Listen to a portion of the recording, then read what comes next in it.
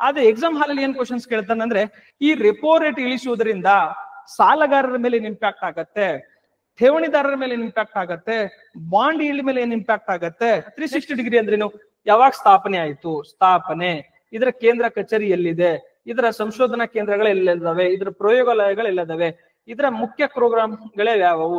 For example Chandrayaan 1, Chandrayaan 2, Chandrayaan 3. Basal norms ಅಂತಂದ್ರೆ ಇದು ಅಂತಾರಾಷ್ಟ್ರೀಯ ಮಾನದಂಡ. ಇವೆಲ್ಲದರ ಏನ್ ಬೇಸಿಕ್ಸ್ ಅನ್ನ ಹೇಳ್ತಾ ಇದ್ದೀನಿ, ಅಲ್ಲಿ ನಮ್ಗೆ ಡಿಟೇಲ್ ಡಾಕ್ಯುಮೆಂಟ್ ನಾವು ಕೊಡ್ತೀವಿ. ಆ ಡಿಟೇಲ್ ಡಾಕ್ಯುಮೆಂಟ್ ಏನಾಗತ್ತಂದ್ರೆ ನಿಮ್ಗೆ ಅವೈಲೇಬಲ್ ಆಗ್ತಾ ಹೋಗುತ್ತೆ. ಇದರ ಉದ್ದೇಶ ಏನ್ ಗೊತ್ತಾ, ಇದರ ಉದ್ದೇಶ 2400 ಮೆಗಾವ್ಯಾಟ್ ವಿದ್ಯುತ್ತನ್ನು ಉತ್ಪಾದಿಸುವುದು. ಈ ಆಪರೇಷನ್ ಯಶಸ್ಸು ನಿಮ್ಮೆಲ್ಲರ ಯಶಸ್ಸಿಗೆ ಕಾರಣವಾಗಲಿ ಎಂದು ಹೇಳುತ್ತಾ ನಮಸ್ಕಾರ ಸ್ನೇಹಿತರೆ, ವೆಲ್ಕಮ್ ಟು ನಮ್ಮ KPSC. ಇಂದಿನ ತರಗತಿಯಲ್ಲಾಗಿ ತಮಗೆಲ್ಲ ತಿಳಿದಿರುವ ಹಾಗೆ ಆಪರೇಷನ್ ಯಶಸ್ಸು ಕರೆಂಟ್ ಅಫೇರ್ಸ್ ಕಾರ್ಯಕ್ರಮವನ್ನ ಅಥವಾ ತರಗತಿಯನ್ನ ಡಿಸ್ಕಸ್ ಮಾಡೋಣ. 12/6/2025 ಈ ಕರೆಂಟ್ ಅಫೇರ್ಸ್ ಅನ್ನ ಇವತ್ತಿನ ತರಗತಿಯಲ್ಲಿ ಡಿಸ್ಕಸ್ ಮಾಡೋಣ. ಇಂದಿನ ತರಗತಿಯಲ್ಲಿ ಅತ್ಯುತ್ತಮವಾದ ಪರೀಕ್ಷಾ ದೃಷ್ಟಿಯಂತ ಅತ್ಯಂತ ಇಂಪಾರ್ಟೆಂಟ್ ಆದಂತ ಟಾಪಿಕ್ಸ್ ಗಳನ್ನ ನಾವು ಇವತ್ತಿನ ಕರೆಂಟ್ ಅಫೇರ್ಸ್ ನೋಡಬಹುದು. ಅದರಲ್ಲಿ RBI related one of the favourite area of the examiner, ಜೊತೆಗೆ ರೈಲ್ವೆ ಇಲಾಖೆದು ಅಥವಾ ರೈಲ್ವೆ ವಲಯದ ಬಗ್ಗೆ ಸಾಕಷ್ಟು ಕರೆಂಟ್ ಅಫೇರ್ಸ್ ಇದೆ. ಜೊತೆಗೆ ಇತ್ತೀಚೆಗೆ ಏನಾಗಿದೆ ಅಂತಂದ್ರೆ PM ಕುಸುಮ ಯೋಜನೆಯನ್ನ ನಮ್ಮ ಕರ್ನಾಟಕದಲ್ಲಿ PM ಕುಸುಮ C ಕಾಂಪೋನೆಂಟ್ ಅನ್ನ ನಾವೇನ್ ಮಾಡ್ತಾ ಇದೀವಿ, ಲಾಂಚ್ ಮಾಡ್ಕೊಂಡಿದ್ವಿ. ಇವೆಲ್ಲದರ ಕುರಿತು ಒನ್ ಬೈ ಒನ್ ಡಿಸ್ಕಸ್ ಮಾಡೋಣ. ಎಟ್ ದ ಸೇಮ್ ಟೈಮ್ ಏನ್ ಗೊತ್ತಾ, ಎಕನಾಮಿಕಲಿ ಆರ್ಗನೈಸೇಷನ್ G20 ಬಗ್ಗೆ, G7 ಬಗ್ಗೆ, ಇವೆಲ್ಲದರ ಬಗ್ಗೆ ಮತ್ತೆ ILO ನ್ಯೂಸ್ ಏನಿದೆ ಇವೆಲ್ಲದನ್ನ ಕುರಿತು ಡಿಸ್ಕಸ್ ಮಾಡೋ ಪ್ರಯತ್ನ ಮಾಡೋಣ. ಫಸ್ಟ್ ನ್ಯೂಸ್ ಅನ್ನ ಒನ್ ಬೈ ಒನ್ ನೋಡ್ತಾ ಹೋಗೋಣ. Let start. G7 ಶೃಂಗಸಭೆ ಅಂತ ಫಸ್ಟ್ ಟಾಪಿಕ್ ಇದೆ. ಈ G7 ಶೃಂಗಸಭೆ ಎಲ್ಲಿ ನಡೀತಾ ಇದೆ ಅಂತಂದಾಗ ಕೆನಡಾದಲ್ಲಿ ನಡೀತಾ ಇದೆ. ಈ ಕೆನಡಾದಲ್ಲಿ ನಡೆಯುವಂತಹ ಶೃಂಗಸಭೆಯಲ್ಲಿ ಭಾರತದ ಪ್ರಧಾನ ಮಂತ್ರಿ ಅವರು, ಭಾರತದ PM Modi plus Donald Trump ಅವರು ಭಾಗವಹಿಸಲಿದ್ದಾರೆ ಅಂತ ನ್ಯೂಸ್ ಅಲ್ಲಿ ಬಂದಿದೆ. ಹಾಗಾದ್ರೆ ಏನಿದು G7 ಅನ್ನು ತೆಗೆದುಕೊಂಡಾಗ 1975ರಲ್ಲಿ ಆರ್ಥಿಕವಾಗಿ ಮುಂದಿರುವ ಆರ್ಥಿಕವಾಗಿ ರಾಷ್ಟ್ರಗಳ ಒಂದು ಒಕ್ಕೂಟವನ್ನ ಮಾಡ್ಕೋತಾರೆ. ಇದು 1975ರಲ್ಲಿ ಇದನ್ನ ರಚನೆ ಆದಾಗ ಏನಾಗತ್ತಂದ್ರೆ 6 ಜನ ಸದಸ್ಯ ರಾಷ್ಟ್ರಗಳಿಂದ ಕೂಡಿತ್ತು. ಈಗ ಪ್ರಸ್ತುತ ಏನಿದೆ ಅಂತಂದ್ರೆ 7 ಜನ ಸದಸ್ಯ ರಾಷ್ಟ್ರಗಳಿಂದ ಕೂಡಿದೆ. ಈ 7 ಜನ ಸದಸ್ಯ ರಾಷ್ಟ್ರಗಳಂದ್ರೆ ಕೆನಡಾ, ಫ್ರಾನ್ಸ್, ಮೂರನೇದು ಜರ್ಮನಿ, ಇಟಲಿಯಲ್ಲಿ ತೆಗೆದರೆ ಇಲಿ ಆಗುವಂತ ದೇಶ ಇಟಲಿ. ನೆಕ್ಸ್ಟ್ ಏನಿದೆ ಅಂತಂದ್ರೆ ನಮ್ದು ಜಪಾನ್, USA ಮತ್ತು UK.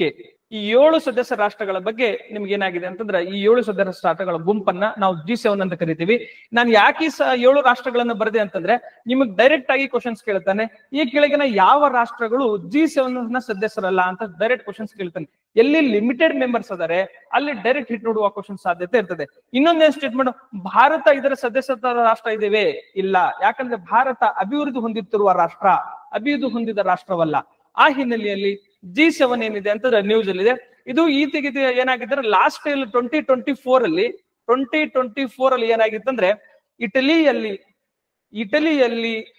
ತೆಗೆದರೆ ಇಲಿ ಆಗುವಂತ ರಾಷ್ಟ್ರ ಯಾವುದಂದ್ರೆ ಆ ರಾಷ್ಟ್ರದಲ್ಲಿ 2024 ಇಟಲಿಯಲ್ಲಿ ಏನಾಗುತ್ತೆ ಶೃಂಗಸಭೆ ನಡೆದಿತ್ತು.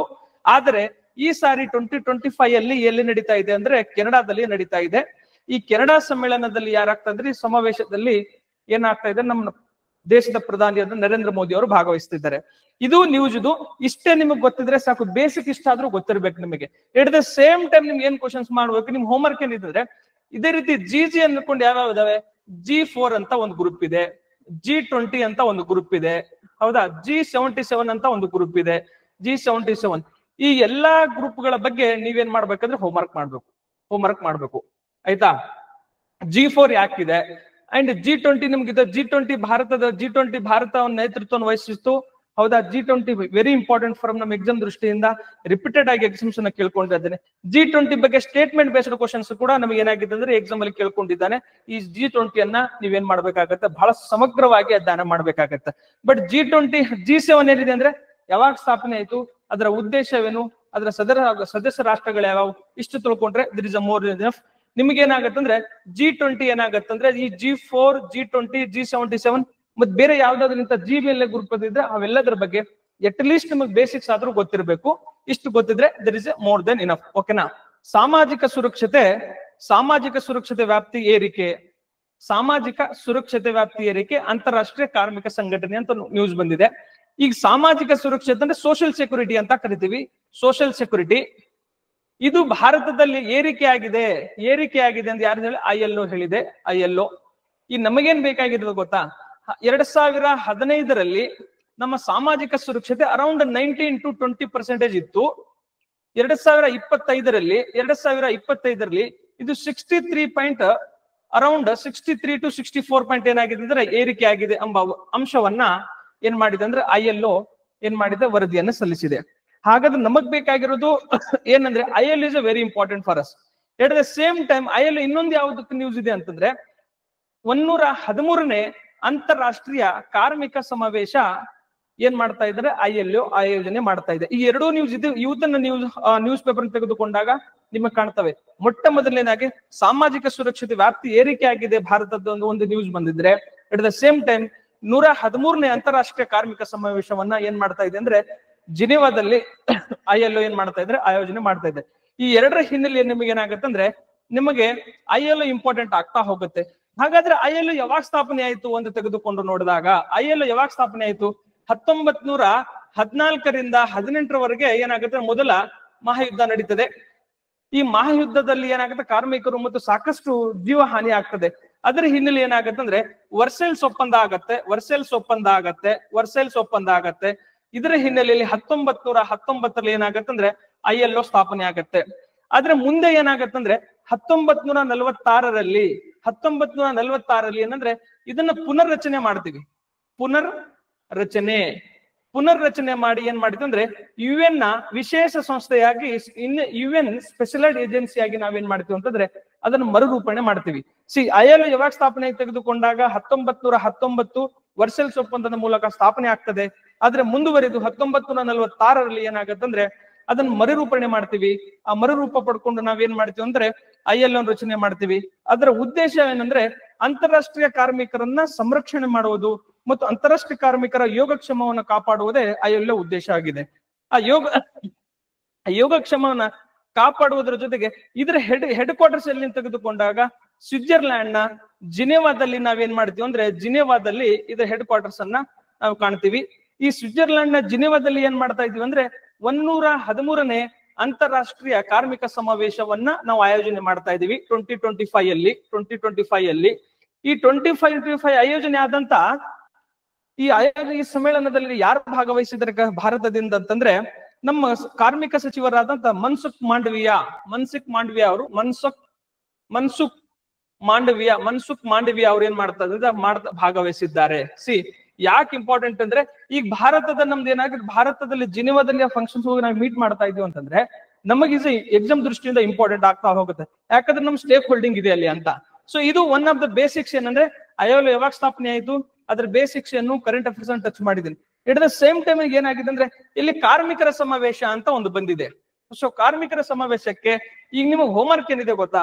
ಹೋಮ್ವರ್ಕ್ ಏನಂತಂದ್ರೆ ಈ ಕಾರ್ಮಿಕರ ರಕ್ಷಣೆಗಾಗಿ ಯಾವ ಆರ್ಟಿಕಲ್ ಮಾತಾಡತ್ತಾ, ಆರ್ಟಿಕಲ್ 43A ಮಾತಾಡತ್ತಾ, B ಮಾತಾಡತ್ತಾ, C ಮಾತಾಡತ್ತಾ, ಹೌದಾ, ಯಾವ ತಿದ್ದುಪಡಿ ಮೂಲಕ ನಾವು ಕಾರ್ಮಿಕರ ಸಂರಕ್ಷಣೆಗೆ ನಾವು ಆರ್ಟಿಕಲ್ ಸೇರಿಸ್ಕೊಂಡಿವಿ, ಇದನ್ನು ಹೋಮ್ವರ್ಕ್ ಮಾಡಿ. ಎಟ್ ದ ಸೇಮ್ ಟೈಮ್ ಏನಂತಂದ್ರೆ ಕಾರ್ಮಿಕರ ರಕ್ಷಣೆ ಲೇಬರ್ ಲಾಸ್ ಗಳನ್ನ ನಾವು ಜಾರಿಗೆ ತಂದಿವಿ, ಲೇಬರ್ ಕೋಡ್ಸ್ ಗಳನ್ನ ಜಾರಿಗೆ ತಂದಿವಿ, 4 ಲೇಬರ್ಸ್ ಕೋಡ್ ಗಳನ್ನ ಜಾರಿಗೆ ತಂದಿವಿ. ಆ ಲೇಬರ್ ಕೋಡ್ಸ್ ಗಳನ್ನ ನೀವೇನ್ ಮಾಡ್ಬೇಕು, ಅಧ್ಯಯನ ಮಾಡ್ಬೇಕಾಗತ್ತೆ. ಎಟ್ ದ ಸೇಮ್ ಟೈಮ್ ನಮ್ಮ ರಾಜ್ಯದಲ್ಲಿ ಲೇಬರ್ಸ್ ಗಳನ್ನ ಇಲ್ಲೊಂದು ಗೊತ್ತಿದೆ, ನಿಮ್ಮ labour cards fake labour card ಅಂತ ಸಾಕಷ್ಟು ನೀವಿದೆ. ನಮ್ ಸಂತೋಷ್ ಲಾಡ್ ಸಾಹೇಬ್ರ ಏನ್ ಹೇಳ್ತಾರೆ ಅಂದ್ರೆ ಆಲ್ಮೋಸ್ಟ್ ಅಲ್ಲಿ ಏನ್ ಗೊತ್ತಾ, ಫೇಕ್ ಕಾರ್ಡ್ಸ್ ಗಳು ಬಹಳಷ್ಟು ಆಗಿದ್ದಾವೆ, ಮಲ್ಟಿಪಲ್ ಡೂಪ್ಲಿಕೇಶನ್ ಆಗಿದ್ದಾವೆ. ಅದನ್ನ ಏನ್ ಮಾಡಕ್ಕೆ ನಾವೇನ್ ಮಾಡ್ತಾ ಇದೀವಿ ಅಂದ್ರೆ ರೇಷನಲೈಸೇಷನ್ ಮಾಡ್ತಾ ಇದೀವಿ ಅನ್ನೋ ಅಂಶವನ್ನು ಕೂಡ ನಾವು ಗಮನಿಸ್ತಾ ಇರ್ತೀರಿ. ನ್ಯೂಸ್ ಅಲ್ಲಿ ಆಗಾಗ ಬರ್ತಿರ್ತವೆ, ಸಾಕಷ್ಟು ಬೋಕಸ್ ಕಾರ್ಡ್ಗಳು ಬಹಳ ಆಗಿದೆ, ಅದ್ರ ರಿವ್ಯಾಂಪ್ ಮಾಡ್ಬೇಕು. ಇವೆಲ್ಲದರ ಹಿನ್ನೆಲೆ ನೀವ್ ಏನ್ ಮಾಡ್ಬೇಕಂದ್ರೆ ನೀವು ILO ತೆಗೆದುಕೊಂಡಾಗ ಕಾರ್ಮಿಕ ಕಾನ್ಸ್ಟಿಟ್ಯೂಷನ್ ಪ್ರೊವಿಷನ್ ಏನಿದೆ, ಕಾರ್ಮಿಕ ಕೋಡ್ ಗಳನ್ನ ನಾವು ಯಾವ ಕಾರ್ಮಿಕ ಕೋಡ್ ಜಾರಿಗೆ ತಂದುಕೊಂಡಿದೀವಿ, ರಾಜ್ಯದಲ್ಲಿ ಕಾರ್ಮಿಕ ಕಲ್ಯಾಣಕ್ಕಾಗಿ ನಾವ್ ಏನೆಲ್ಲ ಯೋಜನೆಗಳನ್ನು ಮಾಡ್ತಾ ಇದ್ದೀವಿ, ಮತ್ತು ಕಾರ್ಮಿಕ ಲೇಬರ್ ಕಾರ್ಡ್ಸ್ ಅಂದ್ರೆ ಏನು, ಮತ್ತೆ ಕಾರ್ಮಿಕ ಕಲ್ಯಾಣವನ್ನು ಮಾಡಲು ಯಾವ್ಯಾವ ಸೌಲಭ್ಯಗಳನ್ನ ನಾವು ಕೊಡ್ತಾ ಇದೀವಿ, ಎಲ್ಲದರ ಬಗ್ಗೆ ನಾವೇನ್ ಮಾಡ್ಬೇಕಂತಂದ್ರೆ ನ್ಯೂಸ್ ಅನ್ನ ಅಧ್ಯಯನ ಮಾಡ್ಬೇಕಾಗತ್ತೆ. ಒಂದು ನ್ಯೂಸ್ ಐಟಮ್ ತೆಗೆದುಕೊಂಡಾಗ ಏನೇನೆಲ್ಲ ಅಂಶಗಳನ್ನ ಸ್ಟಡಿ ಮಾಡ್ಬೇಕು ಅನ್ನೋದು ಬೆಸ್ಟ್ ಎಕ್ಸಾಂಪಲ್ ಇದು. ಒಂದು ನ್ಯೂಸ್ ಐಟಮ್ ತಗೊಂಡು ಬೇಸಿಕ್ಸ್ ಅನ್ನ ಅಧ್ಯಯನ ಮಾಡಿ ಅಂಡ್ ಇನ್ನೊಂದು ಮಾಡಿ ಏನ್ ಮಾಡಿ ಅಂತಂದ್ರೆ, ಈಗ ILO ಇದೆ, ಫಾರ್ ಎಕ್ಸಾಂಪಲ್ ನಾಳೆ ಏನೋ WHO ಬಂದ್ಬಿಡ್ತದೆ ಅಥವಾ ಯುನೆಸ್ಕೋ ಬಂದ್ಬಿಡ್ತದೆ. ಈ ಟಾಪಿಕ್ಸ್ ಗಳನ್ನ ಏನ್ ಮಾಡಿ ಅಂದ್ರೆ ಅದ್ರ ಜೊತೆಗೆ ನೀವೇನ್ ಮಾಡಿ ಪ್ರಿಪರೇಷನ್ ಮಾಡ್ತಾ ಹೋಗ್ಬೇಕಾಗತ್ತೆ. ಅಷ್ಟು ಮಾಡ್ತಾರೆ ಅಂತ ಭಾವಿಸ್ಕೊಳ್ತಾ ಇದನ್ನ ಇಲ್ಲಿಗೆ ವೈಂಡ್ ಅಪ್ ಮಾಡಿ ನೆಕ್ಸ್ಟ್ ಟಾಪಿಕ್ ಗೆ ಹೋಗೋಣ. ನೆಕ್ಸ್ಟ್ ನೋಡಿ, ಎಕನಾಮಿ ಟಾಪಿಕ್ ಗೆ ಬಂದಿನಿ ಈಗ. ನೋಡಿ, ಇತ್ತೀಚೆಗೆ ಏನಾಗಿದೆ ಅಂತಂದ್ರೆ RBI ಏನ್ ಮಾಡಿದೆ, RBI ಏನ್ ಮಾಡಿದೆ ಅಂತಂದ್ರೆ MPC ಮಾನಿಟರಿ ಪಾಲಿಸಿ ಕಮಿಟಿ ಏನ್ ಮಾಡಿದೆ ಅಂದ್ರೆ ರೆಪೋ ರೇಟ್ ಅನ್ನ ಏನ್ ಮಾಡಿದೆ, ಇಳಿಕೆ ಮಾಡಿದೆ ಎಂಬ ಅಂಶವನ್ನ ನೀವು ನ್ಯೂಸ್ ಅಲ್ಲಿ ನೋಡಿರ್ತೀರಿ ಲಾಸ್ಟ್ ವೀಕ್ ಅಲ್ಲಿ. ಈಗೇನು ಇವತ್ತಿನ ನ್ಯೂಸ್ ಪೇಪರ್ ಏನಿದೆ ಅಂತಂದ್ರೆ ರೆಪೋ ರೇಟ್ ಅನ್ನ ಮತ್ತು SLR ಅನ್ನ ಮತ್ತು CR ಅನ್ನ ಕಡಿಮೆ ಮಾಡಿದ್ರೆ ಬಾಂಡ್ ಮೇಲೆ ಯಾವ್ದು ಇಂಪ್ಯಾಕ್ಟ್ ಆಗತ್ತೆ.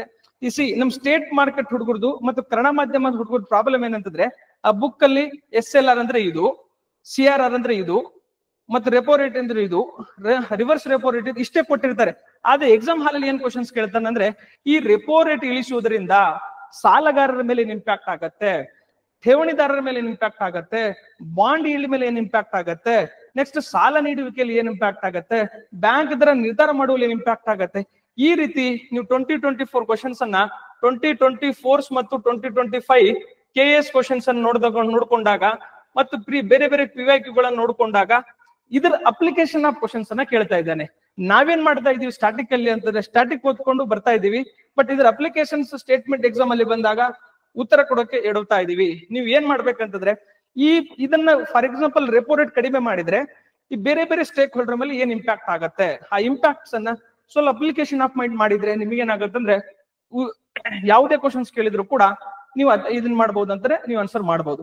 This is one part. ಈಗ ಬೇಸಿಕ್ ಟರ್ಮ್ಸ್ ಗಳನ್ನ ನಾವು ತಿಳಿದುಕೊಳ್ಳುವ ಪ್ರಯತ್ನವನ್ನು ಮಾಡೋಣ. ಅಂದ್ರೆ ರೆಪೋ ರೇಟ್ ಅಂದ್ರೆ ಏನು, ನೆಕ್ಸ್ಟ್ ರಿವರ್ಸ್ ರೆಪೋ ರೇಟ್ ಅಂದ್ರೆ ಏನು, ನಗದು ಮೀಸಲು ಅನುಪಾತ ಅಂದ್ರೆ ಏನು, ಮತ್ತು ಶಾಸನಬದ್ಧ ದ್ರವ್ಯತಾ ಅನುಪಾತ ಅಂದ್ರೆ ಏನು ಅನ್ನೋದು ಈ ಬೇಸಿಕ್ಸ್. ಯಾಕಂದ್ರೆ ಇದು ಇಂಪಾರ್ಟೆಂಟ್ ಇದೆ. ಇಲ್ಲಿ ನಾ ಏನ್ ಮಾಡ್ಬೇಕಂದ್ರೆ ನೀವು RBI ನ ನೀಟಾಗಿ ಸ್ಟಡಿ ಮಾಡಿ, ಒಂದನೇದು. ಸೆಕೆಂಡು, RBI ನ ರೋಲ್ ಏನಿದೆ, ಹಣ ಚಲಾವಣೆಯಲ್ಲಿ ಇದರ ಪಾತ್ರವೇನು, ಹಣಕಾಸಿನ ಕಾರ್ಯಗಳೇನು, ಹೌದಾ, ಇದು ಗುಣಾತ್ಮಕ ಮತ್ತು ಪರಿಣಾಮಾತ್ಮಕ ಕಾರ್ಯಗಳೇನು, ಜೊತೆಗೆ ಹಣಕಾಸಿನ ವಿತರಣೆ M1, M2, M3, M4 ಈ ಕಾನ್ಸೆಪ್ಟ್ಸ್ ಗಳ ಮೇಲೆ ಕ್ವಶನ್ಸ್ ಅನ್ನ ಕೇಳ್ತಾ ಬಂದಿದ್ದೇನೆ. ಹಣಕಾಸಿನ ಕಾರ್ಯಗಳ ಮೇಲೆ ಏನ್ ಗೊತ್ತಾ, ಯಾವ್ದು ಪ್ರಾಥಮಿಕ ಕಾರ್ಯ ಮತ್ತು ಯಾವ್ದು ಪರಿಣಾಮಾತ್ಮಕ ಕಾರ್ಯ ಅನ್ನೋ ಕ್ವಶನ್ಸ್ ಅನ್ನ ಕೇಳಿದ್ದಾನೆ. RBI ರೋಲ್ಸ್ ಬಗ್ಗೆ ಕ್ವಶನ್ಸ್ ಅನ್ನ ಕೇಳಿದ್ದಾನೆ. ಇತ್ತೀಚೆಗೆ ಏನಾಗಿದೆ ಅಂದ್ರೆ ಈ ನಾನ್ ಬ್ಯಾಂಕಿಂಗ್ ಫೈನಾನ್ಸ್ ಕಾರ್ಪೊರೇಷನ್ಸ್ ಬಗ್ಗೆ ನ್ಯೂಸ್ ಅಲ್ಲಿ ಇರ್ತವೆ, ಮ್ಯೂಚುವಲ್ ಫಂಡ್ ಬಗ್ಗೆ ನ್ಯೂಸ್ ಅಲ್ಲಿ ಇರ್ತದೆ. ಏನು RBI ಏನ್ ಮಾಡಿರ್ತದೆ, ಹೊಸ ನೋಟ್ ಅನ್ನ ಇತ್ತೀಚೆಗೆ ನೀವು ನ್ಯೂಸ್ ನೋಡ್ತಿರ್ಬೇಕು, 2000 ನೋಟ್ಸ್ ಗಳನ್ನ ಹಿಂದಕ್ಕೆ ತೆಗೆದುಕೊಳ್ತಾ ಇದೆ. ಇವೆಲ್ಲವೂ ಏನಾಗುತ್ತೆ ನ್ಯೂಸ್ ಅಲ್ಲಿ ಇರ್ತಾ ಹೋಗ್ತವೆ. ಈ ಒಂದು RBI ಒಂದು ಟರ್ಮ್ಸ್ ಬಂದಾಗ ನೀವೇನ್ ಮಾಡ್ಬೇಕು, ಆದ್ರೆ ಕಂಪ್ಲೀಟ್ ಜನ್ಮ ಜಾಲಾಡಿಸ್ಬೇಕು ನೀವು. ಯಾಕಂತಂದ್ರೆ RBI is A very important topic. RBI topics ಇಲ್ಲದೆ ಕ್ವಶನ್ ಪೇಪರ್ ಇರಲ್ಲ. ಸೊ ಆ ಹಿನ್ನೆಲೆಯಲ್ಲಿ ನೀವೇನ್ ಮಾಡ್ಬೇಕಂದ್ರೆ ಸ್ವಲ್ಪ ನೀಟಾಗಿ ಅಧ್ಯಯನ ಮಾಡ್ಬೇಕಾಗತ್ತೆ. ಫಸ್ಟ್ ನೋಡಿ, ಈ ರೆಪೋ ದರ ಎಂದರೇನು ಅಂತ ಫಸ್ಟ್ ಕ್ವಶನ್ಸ್ ಇದೆ ನಿಮಗೆ. ಈ ರೆಪೋ ದರ ಏನ್ ಮಾಡಿದೆ, ಲೆಟ್ಸ್ ಟೇಕ್ ಇದೆ RBI, ಇದು RBI. ನೆಕ್ಸ್ಟ್ ಇದು ಕಮರ್ಷಿಯಲ್ ಬ್ಯಾಂಕು ಅಥವಾ ವಾಣಿಜ್ಯ ಬ್ಯಾಂಕ್ ಅಂತ ಕರಿತೀವಿ. RBI ಏನ್ ಮಾಡತ್ತಂದ್ರೆ ಕಮರ್ಷಿಯಲ್ ಬ್ಯಾಂಕ್ ಗಳಿಗೆ ಸಾಲವನ್ನ ನೀಡುವಾಗ ಏನ್ ಮಾಡತ್ತಂದ್ರೆ ವಿಧಿಸುವ ಏನೋ ಒಂದು ರೇಟ್ ಹಾಕತ್ತೆ. ಆ ರೇಟ್ ನಾವು ರೆಪೋ ರೇಟ್ ಅಂತ ಕರಿತೀವಿ. ಆದ್ರೆ ಈ ರೆಪೋ ರೇಟ್ ಅಲ್ಲಿ ಏನ್ ಮಾಡಿದ್ರೆ ಸಾಲ ಪತ್ರಗಳ ಆಧಾರದ ಮೇಲೆ ನಾವ್ ಏನ್ ಮಾಡ್ತೀವಿ ಅಂತಂದ್ರೆ ಭದ್ರತೆಗಳ ಆಧಾರದ ಮೇಲೆ ಕೊಡ್ತೀವಿ. ರೆಪೋ ರೇಟ್ ಇಸ್ ಇದು ಶಾರ್ಟ್ ಟರ್ಮ್. ಇದು ಶಾರ್ಟ್ ಟರ್ಮ್ಸ್ ಏನಾಗುತ್ತೆ ಅಂದ್ರೆ ಇದು ಲಾಂಗ್ ಟರ್ಮ್ ಅಲ್ಲ, ಇದು ಶಾರ್ಟ್ ಟರ್ಮ್ ರೇಟ್ ಇರ್ತದೆ. ಇದು 1 ವೀಕ್ ಇರಬಹುದು, 2 ವೀಕ್ ಇರಬಹುದು, ಒಂದು 9 ಡೇಸ್ ಇರಬಹುದು. ಇಟ್ ಈಸ್ ಡಿಪೆಂಡ್ ಅಪಾನ್ ಏನಾಗ್ತಾ ಹೋಗುತ್ತಂದ್ರೆ ಇದು ಮುಂದಿನ ವಾಣಿಜ್ಯ ಬ್ಯಾಂಕ್ನ ಅದರ ನೀಡಿನ ಮೇಲೆ ಏನಾಗ್ತಾ ಇದ್ರೆ ಡಿಪೆಂಡ್ ಆಗ್ತಾ ಹೋಗುತ್ತೆ. ಎಟ್ ದ ಸೇಮ್ ಟೈಮ್ ನೋಡಿ, ಈ ರಿವರ್ಸ್ ರೆಪೋ ರೇಟ್ ಅಂದ್ರೆ ಈ ಕಮರ್ಷಿಯಲ್ ಬ್ಯಾಂಕ್ ಅಲ್ಲಿ ಇರುವಂತಹ ಹೆಚ್ಚುವರಿ ಹಣವನ್ನ ನಾವ್ ಏನ್ ಮಾಡಿದ್ವಿ ಅಂದ್ರೆ, ಫಾರ್ ಎಕ್ಸಾಂಪಲ್ SBI ಅಂತ ತಿಳಿದುಕೊಳ್ಳೋಣ. SBI ತನ್ನ ಹೆಚ್ಚುವರಿ ಹಣವನ್ನ ಕೇಂದ್ರ ಬ್ಯಾಂಕ್ ಅಥವಾ RBI ಅಲ್ಲಿ ಏನ್ ಮಾಡುತ್ತೆ, ಜಮಾವಣೆ ಮಾಡಿದಾಗ ಇದ್ರ ಮೇಲೆ ಏನಾಗುತ್ತೆ, ಇಂಟ್ರೆಸ್ಟ್ ಆಫ್ ರೇಟ್ ಕೊಡ್ತದೆ RBI. ಅದನ್ನ ನಾವೇನೇ ರಿವರ್ಸ್ ರೆಪೋ ರೇಟ್ ಅಂತ ಕರಿತೀವಿ. ಫಾರ್ ಎಕ್ಸಾಂಪಲ್ ಏನಾಗುತ್ತೆ ಅಂದ್ರೆ, ಇನ್ನ SBI ಬ್ಯಾಂಕ್ ಇದ್ದೀನಿ, ನನ್ನ ಹತ್ರ ಒಂದು 1 ಕೋಟಿ ರೂಪಾಯಿ ನನ್ಗೆ ಹೆಚ್ಚುವರಿ ಹಣ ನನ್ನ ಹತ್ರ ಠೇವಣಿ ಇದೆ. ಅದನ್ನ ನಾನು SBI ದಲ್ಲಿ ಇಡ್ತೀನಿ, RBI ದಲ್ಲಿ ಇಡ್ತೀನಿ. RBI ಅಲ್ಲಿ ಇಟ್ಟಾಗ ನನಗೊಂದು ಏನು ಕೊಡುತ್ತೆ, ಒಂದು ಇಂಟ್ರೆಸ್ಟ್ ಆಫ್ ರೇಟ್ ಕೊಡುತ್ತೆ. ಅದನ್ನ ನಾವು ರಿವರ್ಸ್ ರೆಪೋ ರೇಟ್ ಅಂತ ಕರಿತೀವಿ. ಇಷ್ಟು ಬೇಸಿಕ್ಸ್ ಗೊತ್ತಿದ್ರೆ there is a more than enough. ಹೌದಾ, ನೆಕ್ಸ್ಟ್ ಈ ಬೇಸಿಕ್ ಕಾನ್ಸೆಪ್ಟ್ ಗಳನ್ನ ನೀವೇನ್ ಮಾಡ್ಬೇಕಾಗತ್ತೆ, ಸ್ವಲ್ಪ ನೀವು ಅಧ್ಯಯನ ಮಾಡ್ಬೇಕಾಗತ್ತೆ. ಇದು ನಾನು ಇದನ್ನ ಡಿಟೇಲ್ ಆಗಿ ಹೇಳ್ತಾ ಹೋದ್ರೆ ಇಟ್ ಟೇಕ್ ಮೋರ್ ಟೈಮ್ ಅಷ್ಟೇ, ಬೇರೆ ವಿಚಾರ ಇಲ್ಲ. ಹೌದಾ, ಯಾಕಂದ್ರೆ ವಿಡಿಯೋ ಲೆಂತಿ ಆಗ್ತಾ ಹೋಗುತ್ತೆ. And that is to basics ಇರೋದ್ರಿಂದ ನೀವು ಬೇಸಿಕ್ಸ್ ಅನ್ನ ಅಧ್ಯಯನ ಮಾಡಿದ್ರಿ ಅಂತ ನಾನು ಭಾವಿಸ್ಕೊಳ್ತೇನೆ. ಓಕೆ, ನೆಕ್ಸ್ಟ್ ನೋಡಿ, ಈ ನಗದು ಮೀಸಲು CRR ಅಂತ ಕರಿತೀವಿ. CRR ಅಂದ್ರೆ ಏನು? CRR ಅಂತಂದ್ರೆ ಏನಾಗತ್ತಂದ್ರೆ ಇದು RBI, ಇದು ಕಮರ್ಷಿಯಲ್ ಬ್ಯಾಂಕ್ ಅಂತ ತಿಳಿದುಕೊಳ್ಳೋಣ. ಈ ಕಮರ್ಷಿಯಲ್ ಬ್ಯಾಂಕ್ ಅಲ್ಲಿ ಒಂದು 100 ರೂಪಾಯಿ ಜಮಾ ಆಗಿದೆ, 100 ರೂಪಾಯಿ ಜಮಾ ಆಗಿದೆ. ಇದರಲ್ಲಿ ಇಂತಷ್ಟು ಹಣವನ್ನ ನಾವು CRR ರೂಪದಲ್ಲಿ ಇಡಬೇಕಾಗತ್ತೆ, ಇನ್ನಿಷ್ಟು ಹಣವನ್ನ ನಾವು SLR ರೂಪದಲ್ಲಿ ಇಡಬೇಕಾಗತ್ತೆ. ಈ CR ಕ್ಯಾಶ್ ರಿಸರ್ವ್ ರೇಷಿಯೋ ಅಂತಂದ್ರೆ ಇದು ಹಣದ ರೂಪದಲ್ಲಿ ನಾವು ಇಲ್ಲಿ ಇಡಬೇಕಾಗತ್ತೆ. ಇಲ್ಲಿ SLR ಅಲ್ಲಿ ನೀವೇನ್ ಮಾಡಬಹುದು ಅಂತಂದ್ರೆ ಇಲ್ಲಿ ಸಾಲ ಪತ್ರಗಳು, ಬಾಂಡ್ಸ್ಗಳು, ನೆಕ್ಸ್ಟ್ ಏನಾಗತ್ತಂದ್ರೆ ಚಿನ್ನ, ನಗದು ಇಡಬಹುದು, ಇಲ್ಲಿ ಚಿನ್ನ ಇಡಬಹುದು, ಹೌದಾ, ಸಾಲ ಪತ್ರವನ್ನ ಇಡಬಹುದು. ಇವೆಲ್ಲವನ್ನ ಇಂತಿಷ್ಟು ಇದನ್ನ ಯಾಕೆ ಹಿಡಿದಿರೋ ಉದ್ದೇಶ ಏನಂದ್ರೆ ಬ್ಯಾಂಕುಗಳು ದಿವಾಳಿ ಆಗದಂತೆ ತಡೆಯುವುದೇ ಇದರ ಉದ್ದೇಶ. ಇಲ್ಲಿ ಇನ್ನೊಂದೇನಾಗತ್ತೆ, ಈ 100 ರೂಪೀಸ್ ಅಲ್ಲಿ ಸ್ವಲ್ಪ CRR ಹೋಗುತ್ತೆ, ಇನ್ನು ಸ್ವಲ್ಪ SLR ಹೋಗುತ್ತೆ. ಉಳಿದ ಒಂದು ಫಾರ್ ಎಕ್ಸಾಂಪಲ್ ಇದು 5% ಅನ್ಕೊಳ್ಳೋಣ CRR, SLR ಒಂದು 15% ಅನ್ಕೊಳ್ಳೋಣ. ಈ 20% ಹೋದ್ರೆ ಉಳಿದಂತ 80% ನಾವು NDTL ಅಂತ ಕರಿತೀವಿ, ನೆಟ್ ಡಿಮಾಂಡ್ ಟೈಮ್ ಅವೈಲಬಿಲಿಟಿ ಅಂತ ಕರಿತೀವಿ. ಇಷ್ಟು ಬೇಸಿಕ್ಸ್ ಅಂಡರ್ಸ್ಟ್ಯಾಂಡಿಂಗ್ ಇರ್ಲಿ ನಿಮಗೆ. ಈಗ ಇದನ್ನ ಬಿಟ್ಟು ಯಾವ್ಯಾವ ರೇಟ್ಸ್ ಅದಾವೆ? ರಿವರ್ಸ್ ಬ್ಯಾಂಕ್ ರೇಟ್ ಅಂತ ಕರಿತೀವಿ ನಾವು, ಹೌದಾ? ಆ ಬ್ಯಾಂಕ್ ರೇಟ್ ಅಂದ್ರೆ ಏನು, ಅದ್ರ ಬಗ್ಗೆ ಸ್ಟಡಿ ಮಾಡುವ ಪ್ರಯತ್ನವನ್ನು ಮಾಡಿ. ಸೊ ಬೇಸಿಕ್ ಆಗಿ ಈ ಏನೇನ್ ರೇಟ್ಸ್ ಇದಾವೆ ಮಾರ್ಕೆಟ್ ಅಲ್ಲಿ, ಇದು ಒಂದು ಆಸ್ಪೆಕ್ಟ್ಸ್. ಆದ್ರೆ ಇದನ್ನ ಈ repo rate, reverse repo rate ಇವೆಲ್ಲ ಜಾಸ್ತಿ ಮಾಡೋದ್ರಿಂದ ಹಣದೊಬ್ಬರವನ್ನ ಹೆಂಗೆ ಕಂಟ್ರೋಲ್ ಮಾಡ್ತೀವಿ ಒಂದೇದು.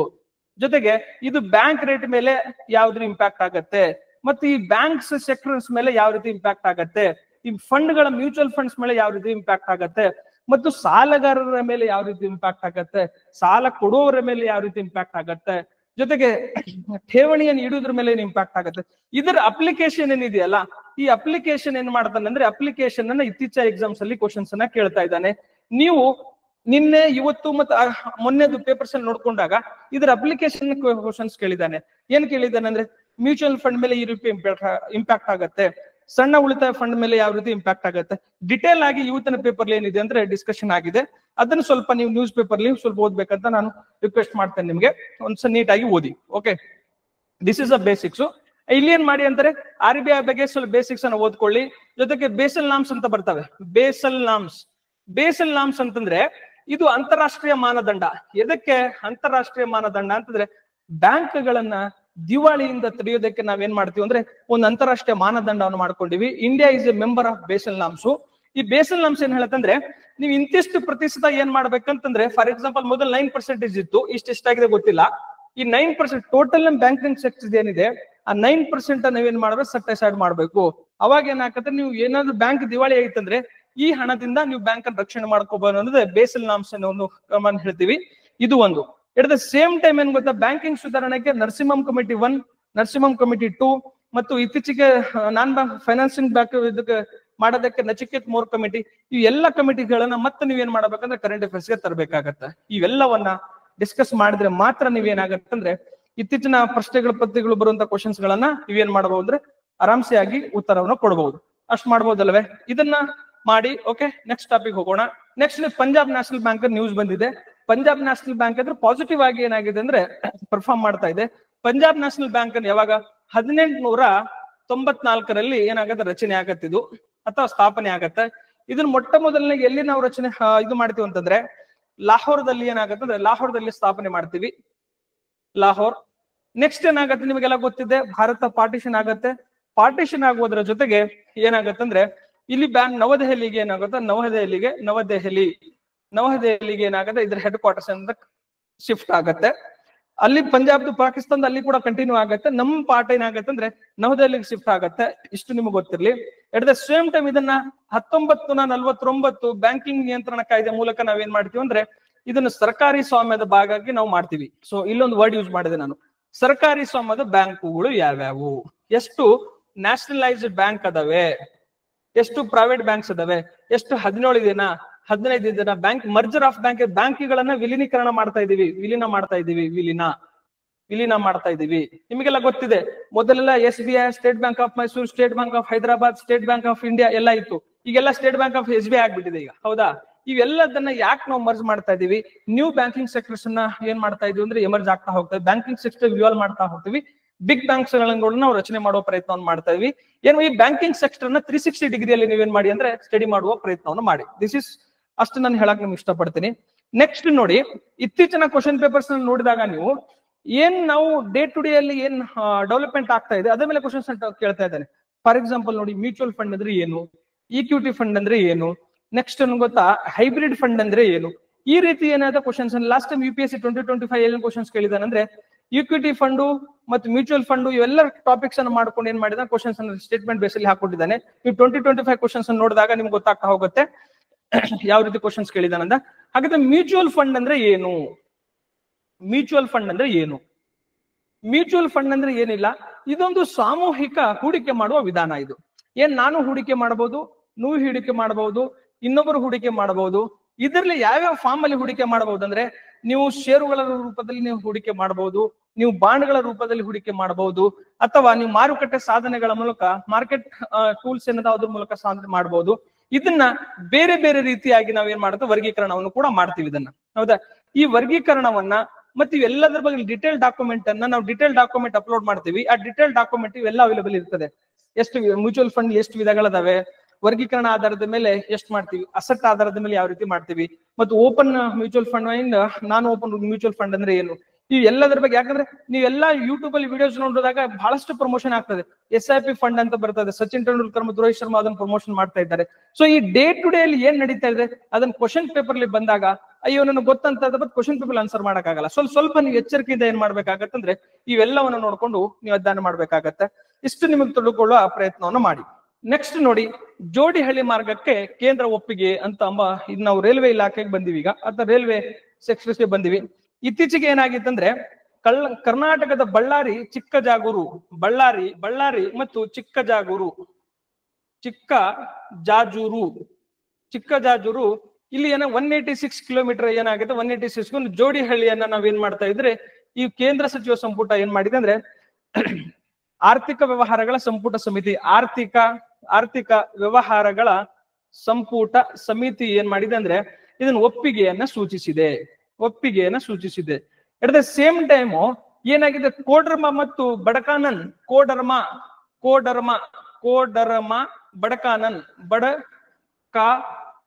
ಬಡಕಾಕನ್ ಇದು ಕೂಡ ಏನಂದ್ರೆ ಜೋಡಿಹಳ್ಳಿ ಅಂತ 136 ಕಿಲೋಮೀಟರ್ ಇದೆ ಇದು ಅರೌಂಡ್. ಇದನ್ನು ಕೂಡ ಏನಂದ್ರೆ ಆರ್ಥಿಕ ವ್ಯವಹಾರಗಳ ಸಂಪುಟ ಸಮಿತಿ ಏನ್ ಮಾಡತ್ತಂದ್ರೆ ಒಪ್ಪಿಗೆ ನೀಡಿದೆ. ಇದು ರೈಲ್ವೆ ವಲಯ. ಈಗ ನಿಮಗೆ ಈ ಟಾಪಿಕ್ ಇಂದ ನನಗೇನ್ ಬೇಕಾದ್ರೆ ಈ ಕೇಂದ್ರ ಏನು ಗೊತ್ತಾ, ರೈಲ್ವೆ ಜೋಡಿಹಳ್ಳಿ ಮಾರ್ಗಕ್ಕೆ ಈ ಬ್ರಾಡ್ ಗೇಜ್ ಅಂದ್ರೆ ಏನು, ನ್ಯಾರೋ ಗೇಜ್ ಅಂದ್ರೆ ಏನು, ರೈಲ್ವೆ ವಲಯದಲ್ಲಿ ಎಷ್ಟು ರೈಲ್ವೆ ಝೋನ್ಸ್ ಗಳಿದಾವೆ, ಇದನ್ನ ಯಾಕಂದ್ರೆ ಒನ್ ಆಫ್ ದ ಈಗ PC ಮತ್ತು PSI ಎಕ್ಸಾಮ್ಸ್ಗೆ one of the favourite topic ಇದು. ನೀವು 10 ಕ್ವಶನ್ ಪೇಪರ್ಸ್ ಅನ್ನು ತೆಗೆದು ನೋಡ್ಕೊಂಡಾಗ ರೈಲ್ವೆ ಝೋನ್ ಮೇಲೆ 3 ಸಾರಿ ಕ್ವಶನ್ಸ್ ಪೇಪರ್ ಬಂದಿರ್ತವೆ. ಜೊತೆಗೆ ಇತ್ತೀಚೆಗೆ ನಮ್ಮ ಮೆಟ್ರೋ ಒಂದ್ಸಾರಿ PC ಕ್ವಶನ್ ಅಲ್ಲಿ ಏನ್ ಕ್ವಶನ್ಸ್ ಕೇಳಿದಾನಂದ್ರೆ ನಮ್ಮ ಮೆಟ್ರೋ ಎಷ್ಟು ವ್ಯಾಟ್ ಅನ್ನ ಹೊಂದಿದೆ ಅಂತ ಕ್ವಶನ್ಸ್. ಈ 700 ಏನು ಗೊತ್ತಾ, 700 ವ್ಯಾಟ್ ಇದೆ. ಅದು 700 ವ್ಯಾಟ್ ಕೆಪಾಸಿಟಿ ನಾವು ಮೆಟ್ರೋ ಬಳಸುತ್ತೆ. ಆ 700 ಒಂದ್ಸಾರಿ PC ಎಕ್ಸಾಮ್ ಅಲ್ಲಿ ಕ್ವಶನ್ಸ್ ಕೇಳಿಬಿಟ್ಟಿದ್ದಾನೆ. ಈ ನಮ್ಮ ಮೆಟ್ರೋ ಎಷ್ಟನೇ ಹಂತ ನಡೀತಾ ಇದೆ. ಲಾಸ್ಟ್ ಟೈಮ್ ಏನಾಗಿದೆ ಅಂದ್ರೆ KPSC ಫಿಲಿಮ್ಸ್ ಅಲ್ಲಿ ಈ ನಮ್ಮ ಮೆಟ್ರೋ ಯೋಜನೆ ಬಗ್ಗೆ ಏನ್ ಕ್ವಶನ್ಸ್ ಕೇಳಿದಾನೆ ಅಂತಂದ್ರೆ ಎಲ್ಲಿಂದ ಎಲ್ಲಿಷ್ಟು ಕಿಲೋಮೀಟರ್, ಮೊದಲ ಹಂತದಲ್ಲಿ ಎಷ್ಟು, ಸೆಕೆಂಡ್ ಹಂತದಲ್ಲಿ ಎಷ್ಟು. ಈ ಕೆಂಪು ಮಾರ್ಗವನ್ನು ಲ್ಯಾಂಡ್ ಅಕ್ವಿಸಿಷನ್ಸ್ ಗೆ ಇಶ್ಯೂ ನಡೀತಾ ಇದೆ. ಮೊನ್ನೆ ಬಂದಿತ್ತು ನ್ಯೂಸ್ ಅಲ್ಲಿ, ಏನ್ ಬಂದಿತ್ತಂದ್ರೆ ಕೆಂಪು ಮಾರ್ಗಕ್ಕೆ ಕೇಂದ್ರ ಸರ್ಕಾರ ಪ್ರಶ್ನೆ ಎತ್ತಿದೆ ಅನ್ನೋ ಇದು. ಯಾಕಂದ್ರೆ ಏನ್ DPRS ಸಲ್ಲಿಸದಿರಲ್ಲ, ಆ DPRS ಹಣ ಜಾಸ್ತಿ ನೀವು ಸಲ್ಲಿಸ್ತಾ ಇದ್ದೀರಿ, ವಾಟ್ ಇಸ್ ದ ರೀಸನ್ ಅಂತ ಒಂದು ಬಂದಿತ್ತು. ಅದಕ್ಕೆ ಚಿತ್ರ ಸಹಿತ ಬಂದ್ಬಿಟ್ಟಿತ್ತು. ಯಾವ್ಯಾವ ಮೆಟ್ರೋ ಸ್ಟೇಷನ್ ಇಂದ ಯಾವ್ಯಾವ ಪ್ರದೇಶಕ್ಕೆ ಕೆಂಪು ಮಾರ್ಗ, ನೆರಳೆ ಮಾರ್ಗ, ಕೆಂಪು ಮಾರ್ಗ ಇವೆಲ್ಲ ಬೇರೆ ಬೇರೆ ಮಾರ್ಗಗಳಿದ್ದೀವಿ, ಯಾವ್ಯಾವ ಸ್ಟೇಷನ್ಸ್ ಗಳನ್ನ. ಈಗ ನೀವ್ ಏನ್ ಮಾಡಿ ಅಂತಂದ್ರೆ ನಮ್ಮ ಮೆಟ್ರೋ ಜೊತೆಗೆ ನಮ್ದು ಯಾವ್ದು ಇದು ರೈಲ್ವೆ ವಲಯ, ನೆಕ್ಸ್ಟ್ ರೈಲ್ವೆ ಸೆಕ್ಟರ್ಸ್ ಗಳು, ಇವೆಲ್ಲದರ ಬಗ್ಗೆ ನೀವೇನ್ ಮಾಡಿ ಅಂತ ಕ್ವಶನ್ಸ್ ಅನ್ನ ಇದು ಮಾಡಿ. ಈ ಲಾಸ್ಟ್ ನಮ್ KS ಎಕ್ಸಾಮ್ ಕ್ಯಾನ್ಸಲ್ ಆಯ್ತು ನೋಡಿ. ಆ ಕ್ಯಾನ್ಸಲ್ ಆದ ಎಕ್ಸಾಮ್ ಅಲ್ಲಿ ಏನ್ ಕ್ವಶನ್ಸ್ ಕೇಳಿದಾನೆ, ನಾವು ಹುಬ್ಳಿ ವಲಯ ಎಲ್ಲಿದೆ, ಯಾವಾಗ ಸ್ಥಾಪನೆ ಆಯ್ತು, ಮ್ಯಾಚ್ ದಿ ಫಾಲೋಯಿಂಗ್ ಅನ್ನೋ ಕ್ವಶನ್ಸ್ ಅನ್ನ ಕೇಳ್ಕೊಂಡಿದ್ದಾನೆ. ನೀವು PYQ ನೋಡಿದಾಗ ಒಂದು ಟಾಪಿಕ್ ಅನ್ನ ತಗೊಂಡು ಬೇಸಿಕ್ಸ್ ಎಷ್ಟು ಇಂಪಾರ್ಟೆಂಟ್ ಅನ್ನೋದಕ್ಕೆ ಬೆಸ್ಟ್ ಎಕ್ಸಾಂಪಲ್ ಇದು. ಇಷ್ಟು ನಿಮಗೆ ಗೊತ್ತಿರಲಿ. ನೆಕ್ಸ್ಟ್, ಆತ್ಮನಿರ್ಭರ್ ಭಾರತ ಅಭಿವೃದ್ಧಿಗೆ ಪ್ರಧಾನ ಮಂತ್ರಿ ಗತಿಶಕ್ತಿ ರಾಷ್ಟ್ರೀಯ ಯೋಜನೆ ಅಂತ ಕ್ವಶನ್ಸ್ ಅನ್ನ ಕೇಳಿದ್ವಿ. ಈ ಪ್ರಧಾನ ಮಂತ್ರಿ ರಾಷ್ಟ್ರೀಯ ಗತಿಶಕ್ತಿ ಯೋಜನೆ ಏನಂದ್ರೆ ಭಾರತಕ್ಕೆ 75 ವರ್ಷವನ್ನು ಆಚರಣೆ ಮಾಡಿಕೊಳ್ಳುವಾಗ ಮಾನ್ಯ ಪ್ರಧಾನ ಮಂತ್ರಿ ಅವರು ಘೋಷಣೆ ಮಾಡ್ತಾರೆ ಪ್ರಧಾನ ಮಂತ್ರಿ ರಾಷ್ಟ್ರೀಯ ಗತಿಶಕ್ತಿ ಯೋಜನೆಯನ್ನ. ಆದ್ರೆ ಇದು ಘೋಷಣೆ ಮಾಡಿದ್ದು 75 ಡೇ ಅಲ್ಲಿ, 75ನೇ ಉತ್ಸವದಲ್ಲಿ ಅದು ಏನಾಗುತ್ತೆ ಅಂದ್ರೆ 2021ರಲ್ಲಿ ಏನಾಗುತ್ತೆ, ಇದು ಚಾಲನೆ ಆಗ್ತದೆ. ಇದರ ಮುಖ್ಯ ಉದ್ದೇಶ ಏನಂತಂದ್ರೆ ಸಮಗ್ರವಾಗಿ ತಂತ್ರಜ್ಞಾನ ಆಧಾರಿತ ಆಧುನಿಕ ತಂತ್ರಜ್ಞಾನವನ್ನು ಬಳಸಿಕೊಂಡು, ಆಧುನಿಕ ಮೆಥಡಾಲಜಿಯನ್ನು ಬಳಸಿಕೊಂಡು ಸಾರಿಗೆ ಮತ್ತು ಸಂಪರ್ಕ ವ್ಯವಸ್ಥೆಯನ್ನ ಬಲಿಷ್ಠಪಡಿಸುವುದೇ ಪ್ರಧಾನಮಂತ್ರಿ ಗತಿಶಕ್ತಿ ಯೋಜನೆ. ಈ ಇನ್ನೊಂದು ಕಾರಣದಿಂದ ಕೂಡ ಏನ್ ನ್ಯೂಸ್ ಅಲ್ಲಿ ಇದೆ ಅಂದ್ರೆ, ಪ್ರಧಾನಮಂತ್ರಿ ಗತಿಶಕ್ತಿ ಯೋಜನೆ ಮಾಸ್ಟರ್ ಪ್ಲಾನ್ ಒಂದು ರೆಡಿ ಆಗಿದೆ. ಆ ಮಾಸ್ಟರ್ ಪ್ಲಾನ್ ಅನ್ನ ನಾವೇನ್ ಮಾಡ್ತಾ ಇದೀವಿ ಅಂತಂದ್ರೆ, ಇತ್ತೀಚೆಗೆ ನ್ಯೂಸ್ ಅಲ್ಲಿ ಇದೆ. ಇದು ಸಾರಿಗೆ ವಲಯಕ್ಕೆ ತೆಗೆದುಕೊಂಡಾಗ, ಸಾರಿಗೆ ವಲಯದಲ್ಲಿ ರಸ್ತೆ ವಲಯ, ರೈಲ್ವೆ ವಲಯ, ನೆಕ್ಸ್ಟ್ ವಿಮಾನಯಾನ ವಲಯ, ಇದ್ರ ಜೊತೆಗೆ ಏನ್ ಮಾಡಿದೆ ಅಂತಂದ್ರೆ ನಮ್ದು ಗೋಲ್ಡನ್ ಕ್ವಾಡ್ರಲ್ ರಸ್ತೆ ಅಂದ್ರೆ ಏನು, ನೆಕ್ಸ್ಟ್ ಗೋಲ್ಡನ್ ಕಾರಿಡಾರ್ ರಸ್ತೆ ಮತ್ತು ಚತುಷ್ಪಥ ರಸ್ತೆ, ಇವೆಲ್ಲದರ ಬಗ್ಗೆ ಪ್ರಧಾನಮಂತ್ರಿ ಗ್ರಾಮ ಸಡಕ್ ರಸ್ತೆ, ಮುಖ್ಯಮಂತ್ರಿ ಗ್ರಾಮ ಸಡಕ್ ರಸ್ತೆ ಮತ್ತು ಪ್ರಧಾನಮಂತ್ರಿ ಸಂಸದರ ಗ್ರಾಮ ಸಡಕ್ ಯೋಜನೆ ಇವೆಲ್ಲದರ ಬಗ್ಗೆ ಕ್ವಶನ್ಸ್ ನೀವೇನ್ ಮಾಡ್ಬೇಕಂದ್ರೆ, ಈ ರೋಡ್ ವಲಯದ ಬಗ್ಗೆ ಏನೇನ್ ಕ್ವಶನ್ಸ್ ಇದೆ ಲೆಟ್ಸ್ 360 ಡಿಗ್ರಿಯಲ್ಲಿ ಇದನ್ನೇನ್ ಮಾಡಿಬಿಡಿ ಅಂದ್ರೆ ಅಧ್ಯಯನ ಮಾಡ್ಬಿಡಿ. ರೋಡ್ ಸೆಕ್ಟರ್ಸ್ ಬಂತಂದ್ರೆ ಯಾವ್ಯಾವ ಯೋಜನೆಗಳಿದಾವೆ ನಮ್ ಕರ್ನಾಟಕದಲ್ಲಿ. ಲಾಸ್ಟ್ ಟೈಮ್ ಪ್ರಿವಿಯಸ್ ಅಲ್ಲಿ ಏನ್ ಕ್ವಶನ್ಸ್ ಕೇಳ್ತಾ ಇದ್ದೆ ಅಂದ್ರೆ, NH ಅತ್ಯಂತ ದೊಡ್ಡ ರಾಷ್ಟ್ರೀಯ ಹೆದ್ದಾರಿ ಯಾವುದು, ಅತ್ಯಂತ ಸಣ್ಣ ಹೆದ್ದಾರಿ ಯಾವುದು, ಕರ್ನಾಟಕದಲ್ಲಿ ದೊಡ್ಡ ಹೆದ್ದಾರಿ ಯಾವುದು, ಕರ್ನಾಟಕದ ಚಿಕ್ಕ ಹೆದ್ದಾರಿ, ರಾಜ್ಯ ಹೆದ್ದಾರಿ ಮತ್ತು ರಾಷ್ಟ್ರೀಯ ಹೆದ್ದಾರಿ ಯಾವುದು, ಈ ರೀತಿ ಕ್ವಶನ್ಸ್ ಗಳನ್ನ ಕೇಳ್ಕೊಂಡಿದ್ದಾನೆ. ಒನ್ಸ್ ನೀವೇನ್ ಮಾಡಿ ಅಂತಂದ್ರೆ ನೀಟಾಗಿ ಇವೆಲ್ಲವನ್ನ ಅಧ್ಯಯನ ಮಾಡುವ ಪ್ರಯತ್ನವನ್ನು ಮಾಡ್ಬೋದಲ್ವಾ. ಈ ಒಂದು ಟಾಪಿಕ್ ಅನ್ನ ತೆಗೆದುಕೊಂಡಾಗ ನೀವು ಏನೋ ಒಂದೇ ಸಾರಿ ನಾನು ಯಾವಾಗ ಓದ್ತಿರ್ತೀನಿ, ಇವತ್ತು ಓದ್ದೆ ಮತ್ತೆ ಇನ್ನೊಂದು ಓದ್ದೆ ಅಂದ್ರೆ it is not going to work. ನೀವೇನ್ ಮಾಡ್ಬೇಕಂದ್ರೆ ಅದನ್ನ ನೀಟಾಗಿ ಯಾವ್ಯಾವ ಟಾಪಿಕ್ಸ್ ಬರ್ತದೆ ಅದನ್ನ ಜಸ್ಟ್ ನೀವು ಕ್ಲಿಕ್ ಅಲ್ಲಿ ಮೊಬೈಲ್, ಎಲ್ಲರ ಕೈಯಲ್ಲಿ ಮೊಬೈಲ್ ಇದೆ, ಆ ಮೊಬೈಲ್ ಅನ್ನು ಹಿಡ್ಕೊಂಡು ನೀವೇನ್ ಮಾಡಿ ಅಂತಂದ್ರೆ ಒಂದು ಕ್ಲಿಕ್ ಅಲ್ಲಿ ನೀವೇನ್ ಮಾಡಬಹುದು, ಇದನ್ನ ಪ್ರಿಪರೇಷನ್ ಮಾಡಬಹುದು. ಓಕೆ, ಸೊ ಅದನ್ನ ಮಾಡಿ. ನೆಕ್ಸ್ಟ್ ನೋಡಿ, ಶುಭಾಂಶು ಶುಕ್ಲಾ ಅಂತರಿಕ್ಷಯಾನ ಮತ್ತೆ ಮುಂದೂಡಿಕೆ ಅಂತ ಕ್ವಶನ್ಸ್ ಅನ್ನ ಬಂದಿದೆ. ವೆರಿ ಇಂಪಾರ್ಟೆಂಟ್ ಇದೆ ನೋಡಿ. ಏನಾಗ್ತಾ ಇದೆ ಅಂತಂದ್ರೆ, ನಮ್ಮ ಗಗನಯಾತ್ರಿ ಶುಭಾಂಶು ಶುಕ್ಲಾ ಅಕ್ಸಿಮ್ 4 ಮಿಷನ್ ಅಂತ ಇದೆ. ಇದರಲ್ಲಿ ಟೋಟಲ್ 4 ಜನ ಏನಾಗುತ್ತೆ ಗಗನಯಾತ್ರಿಗಳು ಬಾಹ್ಯಾಕಾಶ ನಿಲ್ದಾಣಕ್ಕೆ ಹೋಗ್ತಾ ಇದ್ದಾರೆ. ಈ ಬಾಹ್ಯಾಕಾಶ ನಿಲ್ದಾಣದಲ್ಲಿ ನಮ್ಮ ಭಾರತದ ಏನಾದ್ರೆ ಶುಭಾಂಶು ಶುಕ್ಲಾ ಕೂಡ ಒಬ್ರು. ನಿಮಗೆಲ್ಲ ಗೊತ್ತಿದೆ, ನಾವು ಗಗನಯಾನ ಪ್ರಾಜೆಕ್ಟ್ ಅನ್ನ ಹಾಕೊಂಡಿದೀವಿ. ಹೌದಾ, ಗಗನಯಾನ ಪ್ರಾಜೆಕ್ಟ್ ಅನ್ನ ಮಾನವ ಸಹಿತ ಗಗನಯಾನ ಪ್ರಾಜೆಕ್ಟ್ ಅನ್ನ ಹಾಕೊಂಡಿದ್ದೀವಿ. ಅದರ ಪಾರ್ಟ್ ಆಗಿ ಶುಭಾಂಶು ಶುಕ್ಲಾ ಇದ್ದಾರೆ.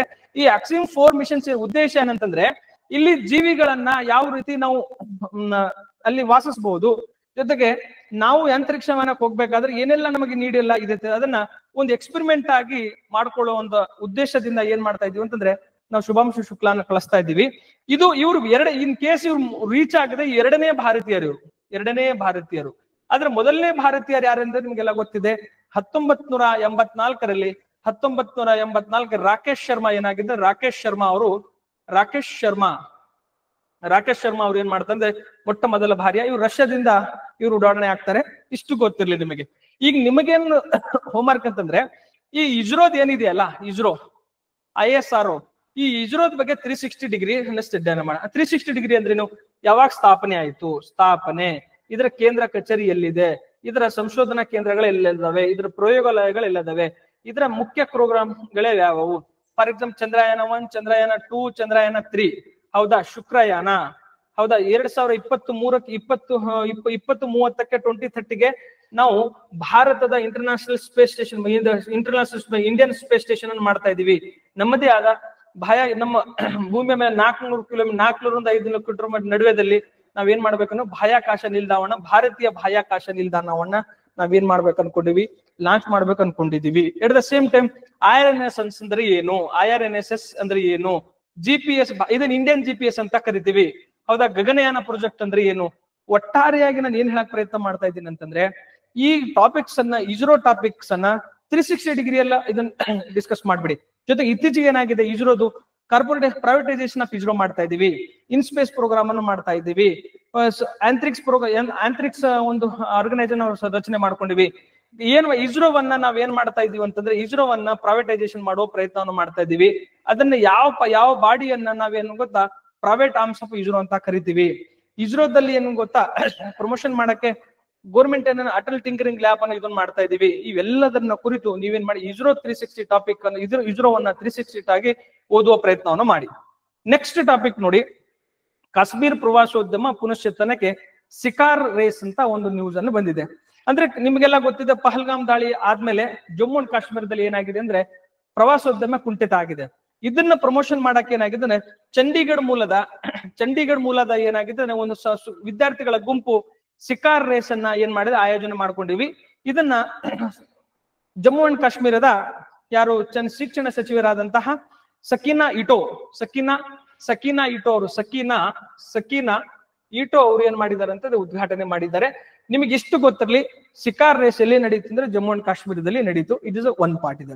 ಎಟ್ ದ ಸೇಮ್ ಟೈಮ್ ನಿಮ್ಗೆ ಗೊತ್ತಾ, ಪದೇ ಪಹಲ್ಗಾಮ್ ದಾಳಿ ಆದ್ಮೇಲೆ ಈಗ ಒಮರ್ ಅಬ್ದುಲ್ಲಾದಂತ ಏನ್ ಮಾಡ್ತಾ ಇದ್ದಾನೆ ಅಂದ್ರೆ ಜಮ್ಮು ಅಂಡ್ ಕಾಶ್ಮೀರಕ್ಕೆ ರಾಜ್ಯದ ಸ್ಥಾನಮಾನವನ್ನು ಮರುಕಳಿಸಿಕೊಡ್ಬೇಕಂತ, ಅದನ್ನು ಕೂಡ ನ್ಯೂಸ್ ಅಲ್ಲಿ ಬರ್ತಾ ಇದೆ. ಈಗ ನಾನ್ ನಿಮ್ ಹೋಮ್ವರ್ಕ್ ಏನಂತಂದ್ರೆ, ಜಮ್ಮು ಅಂಡ್ ಕಾಶ್ಮೀರದ ಆರ್ಟಿಕಲ್ 370 ಹೌದಾ, ಆಮೇಲೆ ಜಮ್ಮು ಅಂಡ್ ಕಾಶ್ಮೀರಕ್ಕೆ ಸ್ಥಾನಮಾನ ಕೊಡ್ಬೇಕಾದ್ರೆ ಏನು ಪೊಲಿಟಿಕಲ್ ನಾವು ಏನು ಶಾಸಕಾಂಗ ಪ್ರೋಸೆಸ್ ಅನ್ನ ನಾವು ಮಾಡ್ಬೇಕು, ಸ್ಟೇಟ್ಹುಡ್ ಅನ್ನು ಕೊಟ್ರೆ ಏನ್ ನಮಗೆ ಇಂಪಾರ್ಟೆಂಟ್ ಇದೆ, ಯಾಕೆ ಸ್ಟೇಟ್ಹುಡ್ ಕೊಡ್ಬೇಕು ಅದನ್ನೊಂದು.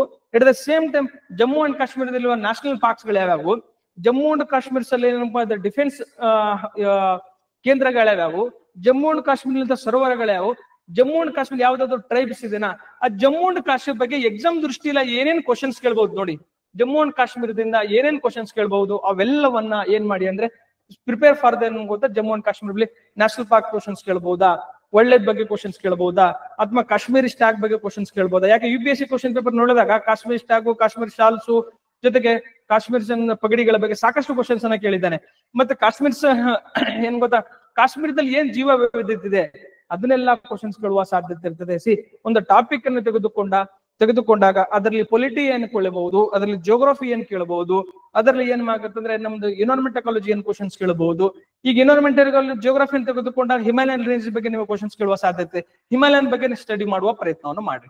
ಸೊ ಒಂದು ಟಾಪಿಕ್ ಅನ್ನು ತೆಗೆದುಕೊಂಡಾಗ 360 ಡಿಗ್ರಿಯಲ್ಲಿ ಅದನ್ನ ನೀವೇನ್ ಮಾಡ್ಬೇಕಂದ್ರೆ ಓದ್ಬೇಕು. ಇಷ್ಟ ಮಾಡಿದ್ರೆ there is a more than enough ಅಂತ ಅನ್ಸುತ್ತೆ.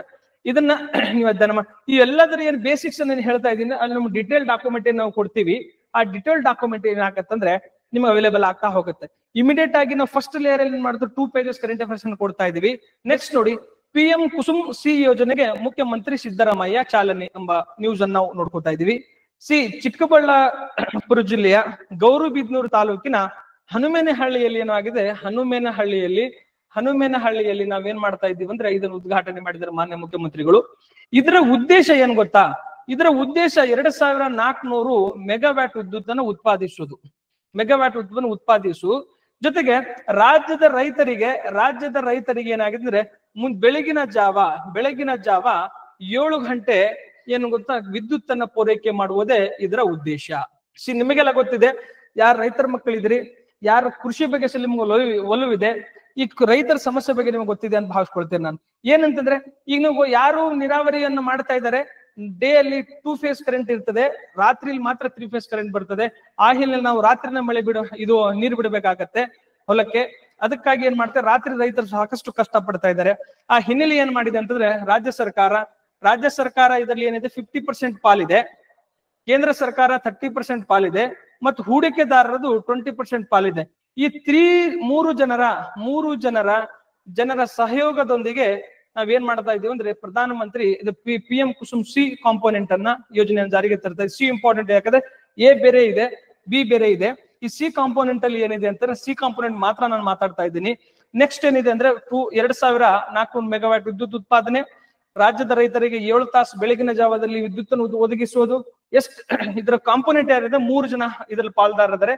ಕೇಂದ್ರ ಸರ್ಕಾರ 30%, ರಾಜ್ಯ ಸರ್ಕಾರ 30% ಅಂಡ್ ಹೂಡಿಕೆದಾರರದು 20% ಇದೆ.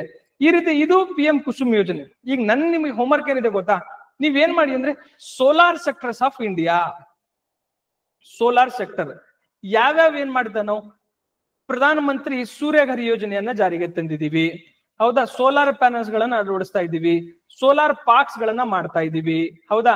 ಸೋಲಾರ್ ಎನರ್ಜಿಗಳನ್ನ ಹಾರ್ನೆಸ್ ಮಾಡಕ್ಕೆ ನಾವು ಯೋಜನೆಗಳನ್ನ ಈಗ ರೈತರಿಗೆ ಏನ್ ಮಾಡ್ತಾ ಇದೀವಿ ಅಂದ್ರೆ ನಾವು ರೈತರ ಸಣ್ಣ ಪಾರ್ಕ್ಗಳ ಮೂಲಕ ನಾವು ವಿದ್ಯುತ್ ಸಂಗ್ರಹಣೆ ಮಾಡ್ತಾ ಇದೀವಿ. ಸೋಲಾರ್ ಸೆಕ್ಟರ್ಗೆ ಪ್ರಮೋಷನ್ ಮಾಡಕ್ಕೆ ಯಾವ್ಯಾವ ಯೋಜನೆಗಳನ್ನ ಜಾರಿಗೆ ತರ್ತಾ ಇದೀವಿ, ಎಲ್ಲೆಲ್ಲಿ ಪಾರ್ಕ್ ಗಳನ್ನ ನಿರ್ಮಾಣ ಮಾಡ್ತಾ ಇದೀವಿ, ಎಲ್ಲೆಲ್ಲಿ ನಾವು ಇನ್ವೆಸ್ಟ್ಮೆಂಟ್ ಮಾಡ್ತಾ ಇದೀವಿ, ಯಾವ ತಂತ್ರಜ್ಞಾನವನ್ನು ಯೂಸ್ ಎಲ್ಲ ಮಾಡ್ತಾ ಇದೀವಿ. ಸೋಲಾರ್ ಸೆಕ್ಟರ್ ಬಗ್ಗೆ ನೀವು 360 ಡಿಗ್ರಿ ಏನು ಮಾಡಬೇಕಾಗತ್ತಂದ್ರೆ ಸೋಲಾರ್ ಸಾಮರ್ಥ್ಯವನ್ನ ನೀವು ಅಧ್ಯಯನ ಮಾಡ್ಬೇಕಾಗತ್ತೆ. ಒಂದೇದು. ಎಟ್ ದ ಸೇಮ್ ಟೈಮ್ ಏನಾಗುತ್ತದೆ, ಈ ಸೋಲಾರ್ ಸೆಕ್ಟರ್ ಕರ್ನಾಟಕದ ಸೋಲಾರ್ ಶಕ್ತಿಯಲ್ಲಿ ಕರ್ನಾಟಕದ ಒಟ್ಟು ಶಕ್ತಿ ಉತ್ಪಾದನೆಯಲ್ಲಿ ಎಷ್ಟು ಪರ್ಸೆಂಟೇಜ್ ಇದೆ, ಭಾರತದಲ್ಲಿ ಎಷ್ಟು ಪರ್ಸೆಂಟೇಜ್ ಇದೆ, ಇವೆಲ್ಲವನ್ನ ನೀವೇನ್ ಮಾಡ್ಬೇಕಂದ್ರೆ ಅಧ್ಯಯನ ಮಾಡ್ಬೇಕಾಗತ್ತೆ. ಈಗ ಇಲ್ಲಿ ಡಿಟೇಲ್ ಆಗಿ ಅಧ್ಯಯನ ಮಾಡಿದಾಗ ಈಗ ನಿಮ್ಗೆ ಏನ್ ಕ್ವಶನ್ಸ್ ಈಗ ನಾನು PM ಕುಸುಮ್ C ಕಾಂಪೋನೆಂಟ್ ಅನ್ನು ಮಾತಾಡಿದೀನಿ. ನಿಮ್ಗೆ ಏನ್ ಕ್ವಶನ್ಸ್ ಕೇಳ್ಬೋದು, ಮುಂದಿನ ದಿನಮಾನಗಳಲ್ಲಿ PM ಸೂರ್ಯಗರ್ ಕ್ವಶನ್ಸ್ ಕೇಳ್ಬೋದು. ಲಾಸ್ಟ್ ಟೈಮ್ ಏನ್ ಕ್ವಶನ್ಸ್ ಕೇಳಿದ್ದಾನೆ ಅಂದ್ರೆ ಈ ಸೋಲಾರ್ ಪಾರ್ಕ್ಸ್ ಬಗ್ಗೆ ಮ್ಯಾಚ್ ದಿ ಫಾಲೋಯಿಂಗ್ ಕ್ವಶನ್ಸ್ ಅನ್ನ ಕೇಳಿದ್ದಾನೆ.